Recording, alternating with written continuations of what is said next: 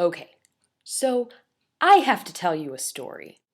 Now, I told myself the day that this happened that I would never tell anyone as long as I lived. Like, ever. But then 3 weeks later, I was telling literally everyone I had just met at All State Choir Camp with absolutely no shame at all. And quite frankly, it's just too fucking horrible not to share with y'all. Sometimes I have to remind myself that this story is real.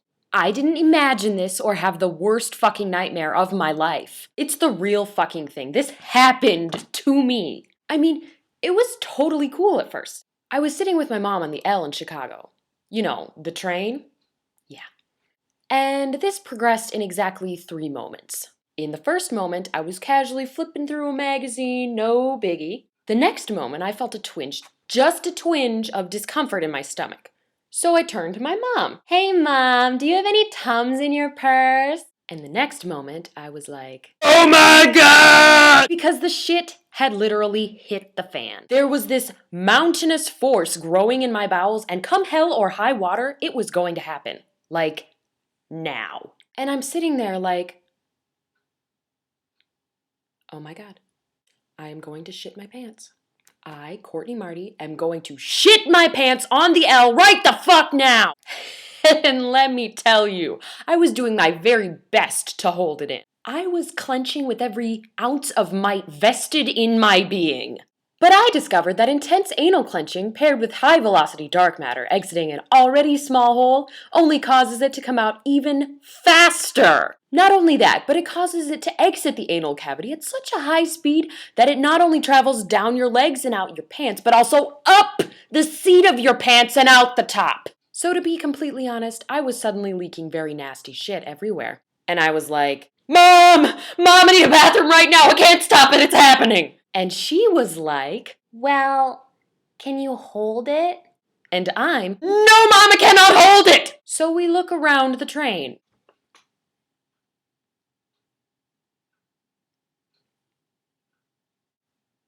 There is no bathroom. No bathroom on the train. So we get off at the next stop because there is no way this shit will wait. And we happened to stop at the one stop they told us we shouldn't go to. The one stop they told us we should be worried about. So I duck-step my way off the train, still trying unsuccessfully to hold it in because it's still coming in waves. More like fucking tsunamis. And we approach a security guard on the platform, and we're like, where is the bathroom? Ha, no, we don't have any in the station. You'll have to go street side to find the bathroom. Street side? At the jankiest stop in the route, we have to go street side to find a fucking bathroom? Desperate, my mom and I head for the nearest station exit and get down to street level. And let me tell you, I'm leaving a trail the whole way.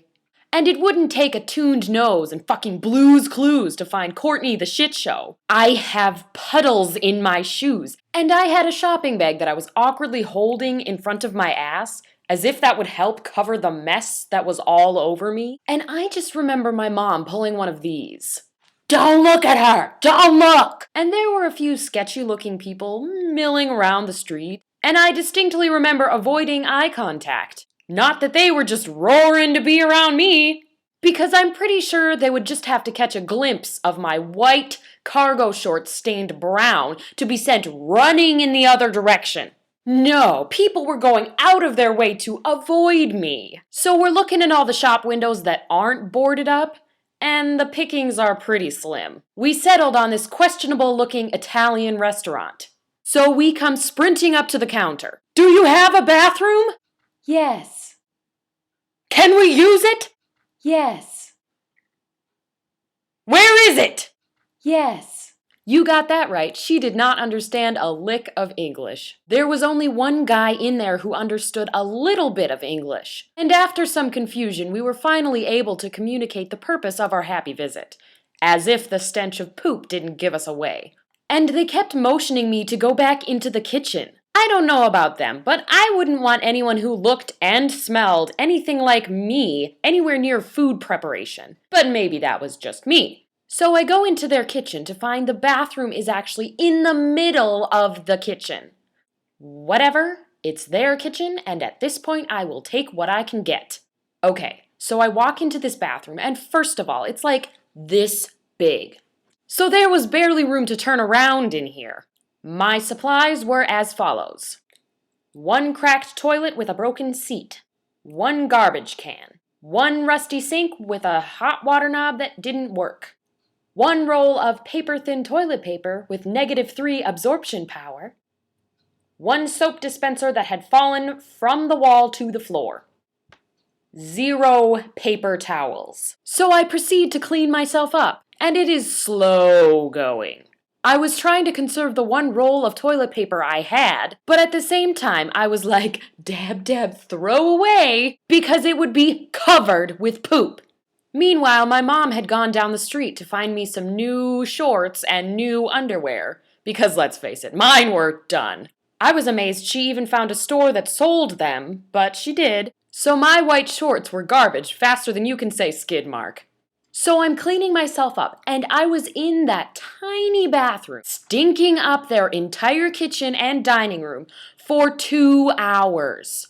And the whole time, the guy who spoke a little English kept coming up to my mom and asking, "She okay in there?" "No, I am not okay." My mom actually felt so bad she paid $5 for a bottle of water because it was all she had in her purse. When I had finally mustered up the courage to exit the bathroom and meet the gazes of those whose restaurant I had completely defiled, I opened the door and my mom and I walked right out of there, heads held high. Ha ha ha! Actually, we shrunk away like demons from the light. And as I walked out of there and they were giving me this face, I could think of nothing to say but, thanks. So that's my story. Moral of the story: high velocity is a very bad thing.